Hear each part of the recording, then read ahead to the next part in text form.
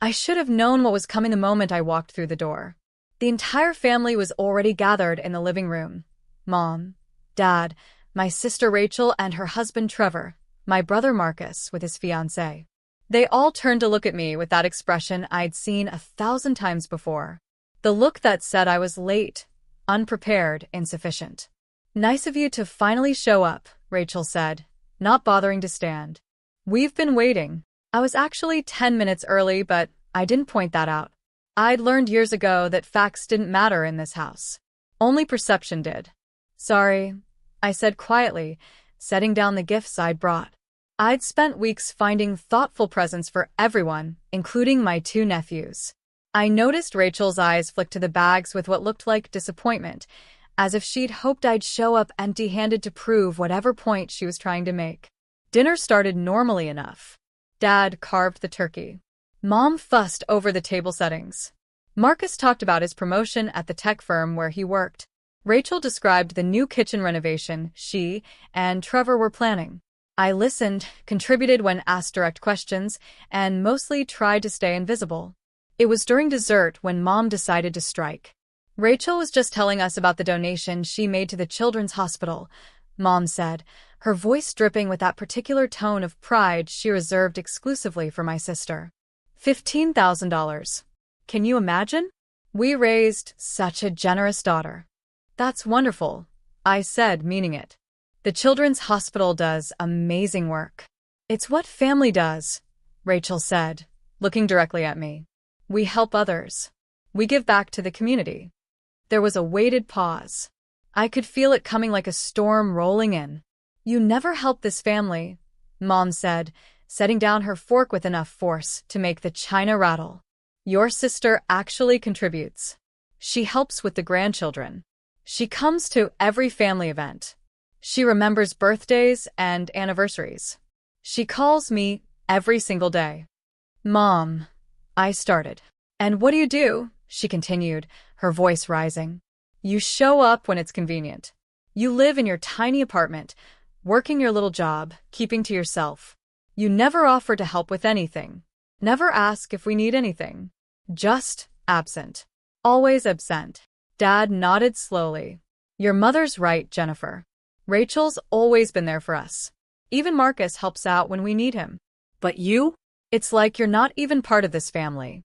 Marcus shifted uncomfortably, but said nothing.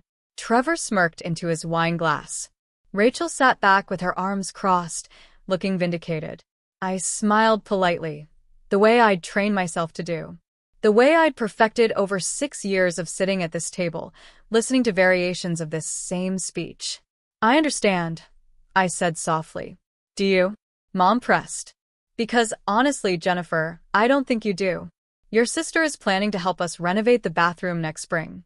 She's already committed $20,000. $20,000. That's what family does. That's what love looks like." I nodded, still smiling. My face felt frozen, like a mask I couldn't remove. "That's very generous of her." "It is generous," Rachel said sharply. "Unlike some people, I actually care about Mom and Dad's comfort in their old age. I actually think about someone other than myself." The words hung in the air. Everyone was looking at me now, waiting for me to defend myself, to argue, to prove them right by getting emotional. Instead, I stood up calmly. "Thank you for dinner, Mom. Everything was delicious. I should get going.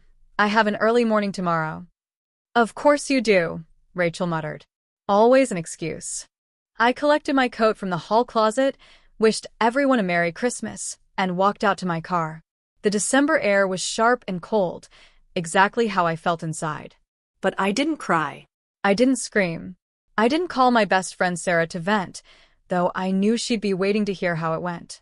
Instead, I sat in my car for a moment, letting the engine warm up, and made a decision I'd been avoiding for 6 years.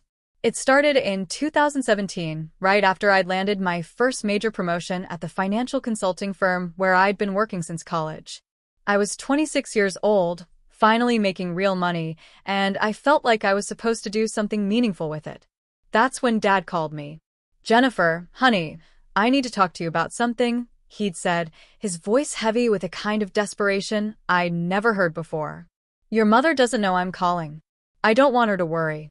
My heart had clenched. What's wrong? Are you sick? No, nothing like that.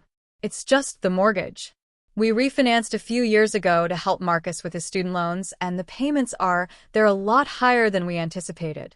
With your mother wanting to retire soon and my hours getting cut at the plant, we're struggling. I hate to ask, but… He didn't have to finish. How much do you need? Just temporary help. Maybe a few months until we get back on our feet. The payment is $2,100 a month. If you could cover even half of that. I'll cover all of it, I'd said immediately. Don't worry about it, Dad. I'll set up an automatic transfer today. The relief in his voice had been palpable. You're saving us, Jennifer. You really are. We'll pay you back as soon as things stabilize. I promise. I'd set up the automatic payment that same day. Direct transfer from my checking account to their mortgage company, due on the 1st of every month. $2,100. I barely noticed it missing from my paycheck. I'd been living frugally, saving aggressively, investing wisely. 3 months later, I'd added their homeowner's insurance when Dad mentioned they were about to let it lapse. $175 a month. 6 months after that, I'd quietly started covering their utilities when Mom complained at Thanksgiving about the electric bill. Another $400 a month. Then the property taxes. $520 a month, averaged out. Then the HOA fees. $180 a month. By the end of the first year, I was paying $3,375 every single month to keep my parents in their home. Over $40,000 a year. And they'd ask me not to tell anyone, especially not Rachel or Marcus. They just worry, Dad had said. And they have their own expenses. Let's keep this between us. I'd agreed because I understood. Rachel had 2 kids and a husband who worked in sales, unreliable income. Marcus was still building his career. I was single, childless, with a growing income and no debt. It made sense that I'd be the one to help. Except it was supposed to be temporary.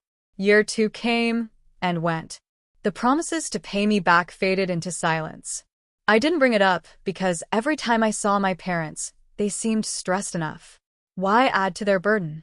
Year 3, I got another promotion. Senior financial consultant, managing a portfolio of high-net-worth clients. My salary jumped to $180,000. The monthly payments became even less noticeable. Year 4, I made partner. My income jumped again. Base salary plus profit sharing put me over $300,000 annually. I started investing more aggressively, building a real estate portfolio on the side. 3 rental properties in 2 years. I was doing well. Better than well. And still, every month, $3,375 left my account for my parents' house. Year 5, something shifted. Rachel had started making comments at family dinners about how I didn't understand what it meant to struggle, how I didn't have real responsibilities like she did. Mom had started comparing us more openly. Rachel's volunteer work, her involvement in the kids' schools, her daily phone calls. I'd stayed quiet, kept paying, kept showing up. But year 6 was when it became unbearable. What my family didn't know, what I'd never told them, was that I wasn't just doing okay financially. I was thriving in ways they couldn't imagine. My position at the firm had evolved. I wasn't just managing portfolios anymore. I was identifying investment opportunities, structuring deals, building relationships with executives and entrepreneurs. I developed a reputation for spotting undervalued companies before anyone else saw their potential. 2 years ago, I'd made a private investment in a tech startup that a college friend was launching. $20,000 for a 2% equity stake. The company had just been acquired by a major corporation. My payout, $2.4 million. I'd taken that money and done what I do best. I'd invested it strategically. Real estate, index funds, 3 more startup investments. My net worth had crossed $4 million last spring, and I wasn't even 32 years old yet. But I lived in a modest 1-bedroom apartment in a decent neighborhood. I drove a 6-year-old Honda Civic. I bought my clothes at normal stores. I didn't post on social media about my success. I didn't talk about money at family dinners. Why? Because I'd learned early that my family didn't react well to my achievements. When I'd made partner at the firm, Mom's first comment had been, "Well, Rachel just became room parent for both her sons' classes." Now, that's an accomplishment. When I'd bought my first rental property, Dad had said, "Just be careful you don't get in over your head. Real estate isn't as simple as you think." So, I'd stopped sharing. I'd stopped trying to make them proud. I just kept working, kept building, kept paying their mortgage in silence. The irony wasn't lost on me. I was paying $40,000 a year to keep them in their house while being told I never helped the family. I was building a multi-million-dollar portfolio while being called selfish and absent. But I'd accepted it. Or so I thought. The morning after Christmas dinner, I woke up at 5:30 a.m. like always. I made coffee, went for my usual run, showered, and sat down at my laptop with a clarity I hadn't felt in years. I opened my banking portal and looked at the automatic payment scheduled to process in 3 days. $3,375 to my parents' mortgage company and various utilities. I'd been making this payment for 72 consecutive months. 6 full years. That was $243,000. Nearly $250,000 paid silently, without recognition, while being told I contributed nothing. My hand moved to the mouse. I clicked Manage Automatic Payments. I selected each recurring transfer to my parents' accounts. And one by one, I canceled them. Delete. Delete. Delete. Delete. It took less than 2 minutes to undo 6 years of financial support. I sat back and stared at the screen. My heart was pounding, but not with guilt. With relief. With something that felt dangerously close to freedom. I wasn't angry. I wasn't trying to punish them. I was simply done. Done being invisible while keeping them afloat. Done being called selfish while being their silent lifeline. Done accepting scraps of respect while funding their entire existence.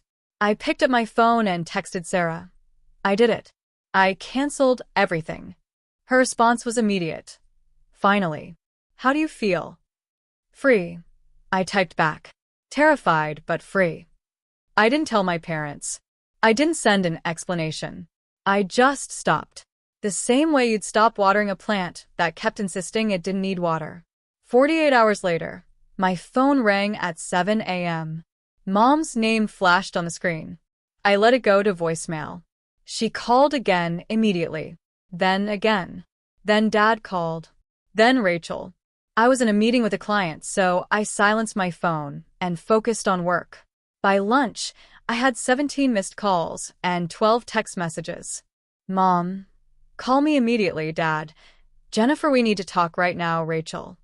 What did you do? Mom is freaking out, Mom. The mortgage company called. They said the payment was rejected. Fix this now, Dad. This isn't funny. Call us back. I read through them all during my lunch break, sitting in my car with a salad I'd brought from home. My hands weren't shaking. My stomach wasn't churning. I just felt calm. I typed a single response to the family group chat. I can talk this evening. I'll call around 7. Rachel. This evening? Are you kidding? Mom.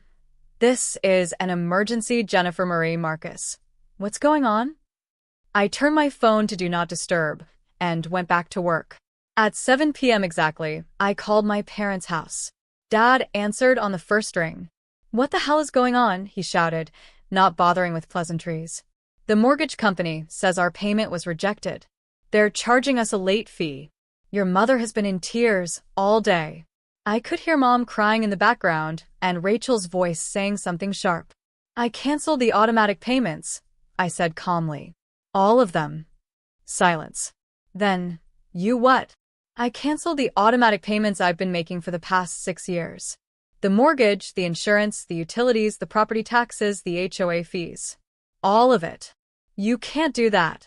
Mom screamed, loud enough that I had to pull the phone away from my ear. We'll lose the house. Then you'll need to make the payments yourself, I said. Like you've been telling everyone you've been doing all along. Jennifer, listen to me, Dad said, his voice shaking with rage. I don't know what kind of game you think you're playing, but this is not funny. You set up those payments. You can't just stop them without warning. I can, actually. It's my money.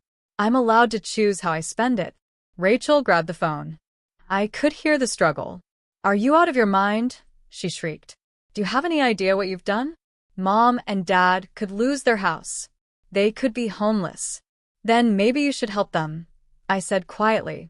You just donated $15,000 to the Children's Hospital, which is wonderful.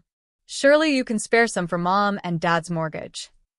That's completely different. That was a charitable donation. I can't just. Can't what? I can't actually contribute to the family you claim to care so much about. I heard her gasp. Then Mom took the phone back. Jennifer, baby, please, she said, her voice cracking. I don't understand.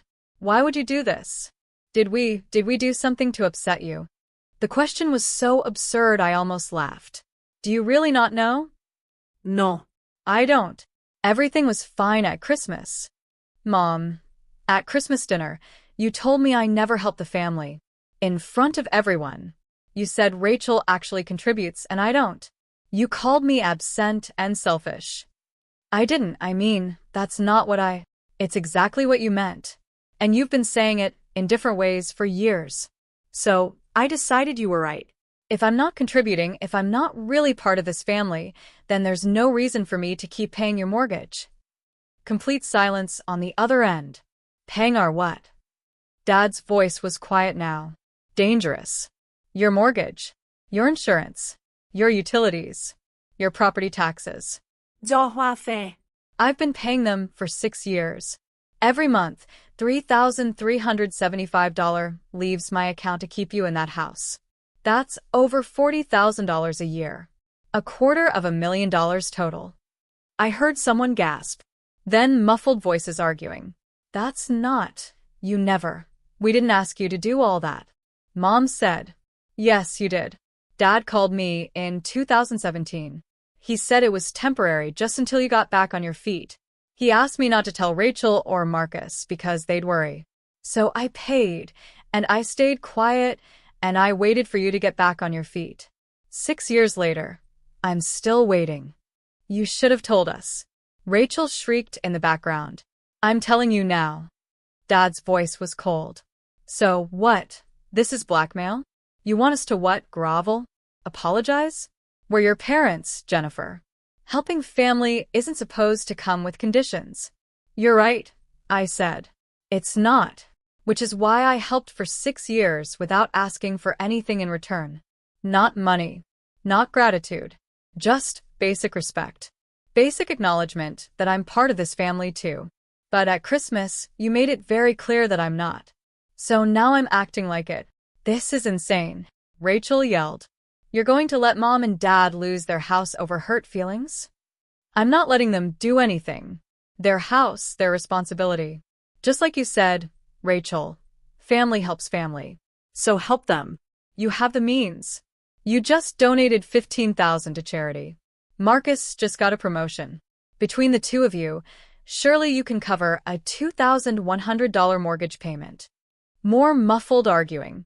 Then Marcus's voice. Jennifer, this is crazy. We can't just suddenly come up with that kind of money every month.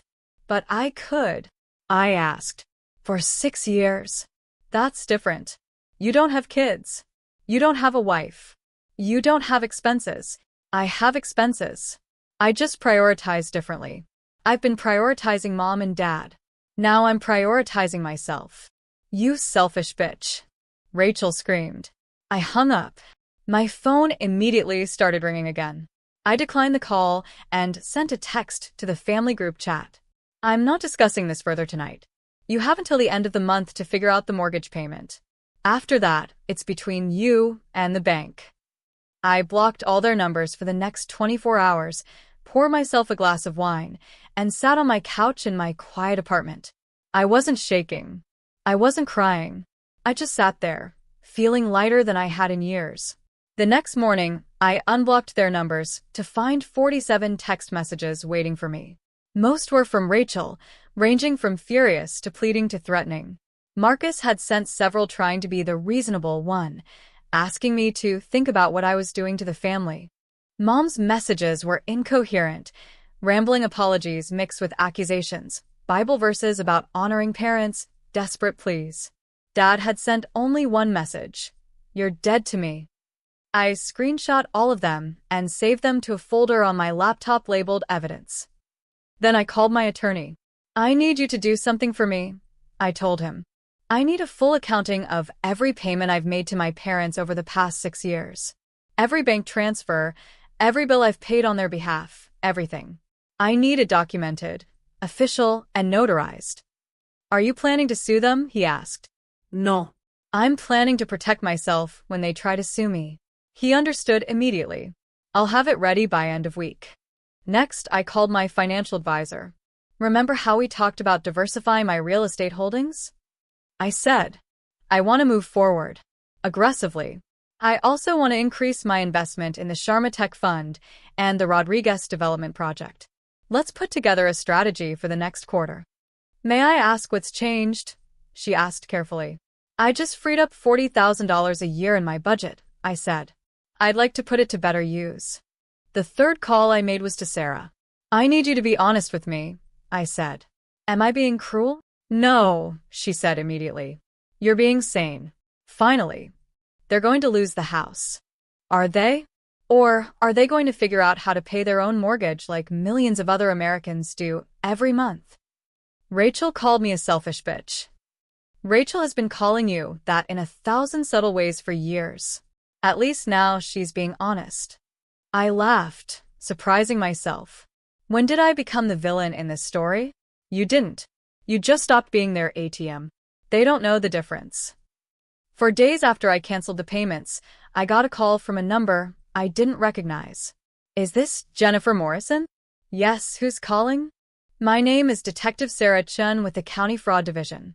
I'm calling about a report filed by a Margaret and Robert Morrison. They claim you've been stealing from them." My blood ran cold. "Excuse me?" "They've filed a police report stating that you've been accessing their bank accounts without permission and making unauthorized withdrawals. They're claiming approximately $250,000 in stolen funds over the past 6 years. I was so shocked I couldn't speak for a moment. "Ms. Morrison?" the detective prompted. That's the opposite of what happened. I finally managed. I've been giving them money, not taking it. Can you prove that?" Yes. "Absolutely. I can prove every single payment." Good. "I'm going to need you to come down to the station and make a statement. Can you do that today?" 2 hours later, I was sitting in an interview room with Detective Chun and my attorney, walking through 6 years of bank statements. "So you're saying you voluntarily paid their mortgage for 6 years without any written agreement?" Detective Chun asked. Correct. "My father asked for help. I provided it. He asked me to keep it private from the rest of the family, so I did." "And they knew you were making these payments?" Yes. "My father called me every few months to thank me. My mother mentioned once or twice that she was grateful I was helping out. They knew." Detective Chun looked at the statements, then at my attorney's notarized accounting. "This is quite thorough." "My client is a financial consultant," my attorney said. "Documentation is her specialty." "And you stopped making payments on December 26th? Yes. After being told at Christmas dinner that I never help the family and don't contribute anything, I decided they were right. If I'm not contributing, there's no reason to continue the payments." Detective Chun made notes. "And they filed this report claiming you stole from them 2 days ago?" "Apparently." She sighed and closed her notebook. "Ms. Morrison, I'm going to be straight with you. This isn't theft. This is a family dispute over financial support. There's no crime here. So, I'm not being charged with anything?" No. In fact, given this documentation, if anyone was going to be charged with anything, it would be your parents for filing a false police report. But I don't think that's what you want. It's not. I'll close this case and let them know. I'd recommend you keep all this documentation in case they try to take you to civil court. "They're going to sue me?" "Families do strange things when money's involved," she said kindly. "Protect yourself." 1 week later, my parents received a formal letter from my attorney. It outlined, in excruciating detail, every payment I'd made over the past 6 years. It included copies of bank transfers, canceled checks, payment confirmations. It totaled $243,000 in voluntary financial support provided without any written agreement or expectation of repayment. It also included a statement that I was under no legal obligation to continue this support, that all payments had ceased as of December 26, and that any further harassment, including false police reports, would result in legal action. The letter concluded with an offer. I would forgive the entire $243,000 debt if they would sign a document acknowledging they had received this support and agreeing to cease all contact with me. I didn't expect them to sign it. I sent it to create a paper trail. Rachel called me 2 weeks later. Not from her cell phone, from her office. "We need to meet," she said. No greeting. No small talk. Why? Because Mom and Dad's mortgage is due in 10 days and they don't have the money. Because Marcus and I have been trying to figure out how to help, we can't cover it long term. Because this family is falling apart. That's not my problem anymore. It never was your problem, she exploded. That's what you don't get. You made this your problem without asking anyone, and now you're punishing us for not being grateful enough. I'm not punishing anyone. I'm just done helping. Fine. Then meet with us one time. Let us show you what you've done. Let us explain why this is so devastating. And if you still want to walk away after that, then fine. Walk away. I almost said no. But something in her voice, a crack in the usual confidence, made me pause. One meeting. Public place. This Saturday. Fine. We met at a coffee shop near my office. The whole family showed up. Mom, Dad, Rachel, Trevor, Marcus, even his fiancée, Stephanie. They looked awful. Mom had clearly been crying for days. Dad looked like he'd aged a decade. Rachel was tight-lipped and furious. Marcus just looked confused. I ordered a coffee and sat down across from them. "Talk," I said. Mom started crying immediately. Dad put his arm around her and spoke for both of them. "Jennifer, we owe you an apology. We didn't understand how much you'd been doing for us.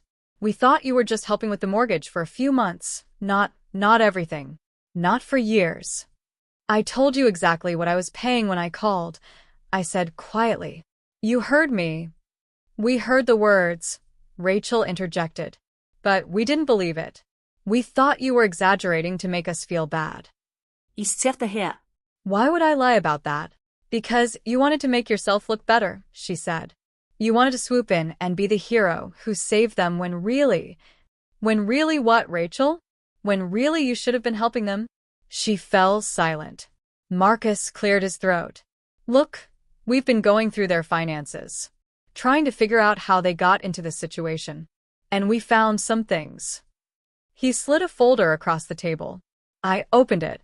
Bank statements, credit card bills, loan documents. My blood turned to ice as I read. "Is this real?" I asked. "We had a forensic accountant verify it," Marcus said quietly. "Yes." According to the documents in front of me, my parents had been spending recklessly for years. Vacations charged to credit cards. A timeshare purchased on a whim. A loan taken out to buy Rachel a car 2 years ago. Another loan for Marcus's wedding expenses. They'd been living like they had money because I'd been covering their basic expenses. Every dollar I paid toward their mortgage and bills freed up their actual income to spend on luxuries. "They owe almost $180,000 in consumer debt," Marcus said. "Not including the mortgage." I looked at my parents. "You told me you were struggling. You said you needed help just to get by." "We were struggling," Dad insisted. "The mortgage payments were too high. Because you kept borrowing against the house to fund everyone else's lives." I said, my voice rising for the first time. "You refinanced to pay Marcus's student loans. You took out a HELOC to buy Rachel's car. You've been using the equity in your house like a piggy bank while I paid the actual mortgage."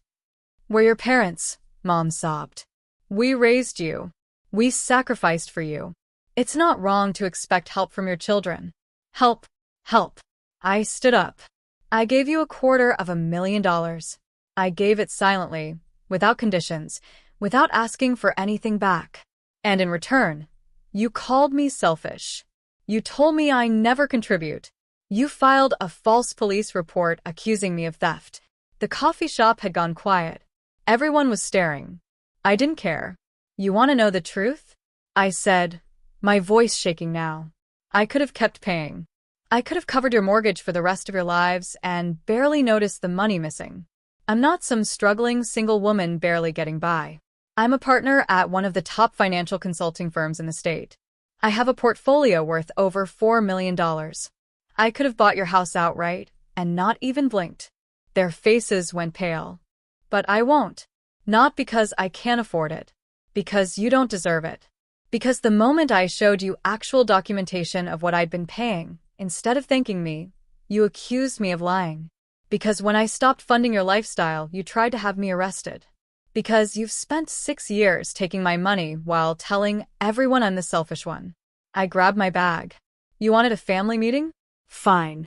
Here's what I have to say. The debt between us is settled. I've forgiven the $243,000 you owe me. I won't sue you for the credit cards you opened in my name. Yes, Marcus, I saw those documents too. But in return, you leave me alone. No more calls. No more guilt trips. No more family dinners where I'm the disappointment. Jennifer, please. Mom reached for me. I stepped back. Sign the document my lawyer sent. Acknowledge what I gave you. And let me go. I walked out of the coffee shop and didn't look back. They signed the document 3 days later. In it, they acknowledged receiving $243,000 in financial support from me over 6 years. They agreed to cease all contact unless I initiated it first. They withdrew the police report and apologized in writing for filing it. In return, I forgave the debt and agreed not to pursue charges for the credit cards they'd fraudulently opened using my information. It wasn't forgiveness. It was a transaction. But it was closure. Sarah threw me a freedom party that weekend. Just the two of us, expensive wine, and takeout from my favorite restaurant. How do you feel? She asked. Lighter, I said. Sad. But lighter. Are you going to reconcile eventually? I thought about it. Maybe. If they actually change. If they actually see me as a person instead of a resource. But I'm not holding my breath. Good, she said. You deserve better. She was right. I did. 6 months after that final coffee shop meeting, I got a text from an unknown number. Yeah. This is Marcus. I got a new phone. I wanted you to know that Mom and Dad sold the house. They're moving into a smaller condo that they can actually afford on their retirement income. Rachel and I are splitting the cost of helping them with the down payment. I also wanted to say I'm sorry. For not seeing what was happening. For not standing up for you. For letting them treat you that way. I don't expect you to forgive me or want a relationship. I just wanted you to know that I finally understand what you did for them. And I'm sorry it cost you so much. I stared at the message for a long time. Then I typed back. Thank you for saying that. I hope the new place works out for them. He responded immediately. Would you want to get coffee sometime? Just us. No parents. No drama. Just brother and sister. I smiled. Maybe. Let me think about it. Take all the time you need. I haven't responded yet. Maybe I will. Maybe I won't. But for the first time in 6 years, the choice is entirely mine. And that's worth more than $243,000 could ever buy.